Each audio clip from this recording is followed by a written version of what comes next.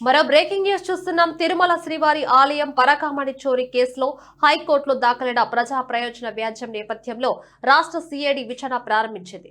High court ఆదేశాల మేరకు CID దర్యాప్తు ప్రారంభించింది.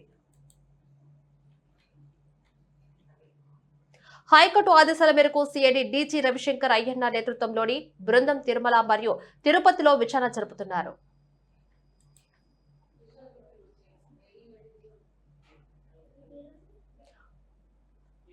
సిఐడి బృందం మొదట తిరుమల శ్రీవారి ఆలయంలోని పరకామణి విభాగాన్ని పరిశీలించింది. అనంతరం తిరుపతికి చేరుకుని రెండవ అదనపు కోర్టులో ఈ కేసుకు సంబంధించిన ఫైళ్లను, వివరాలను క్షుణ్ణంగా పరిశీలించింది.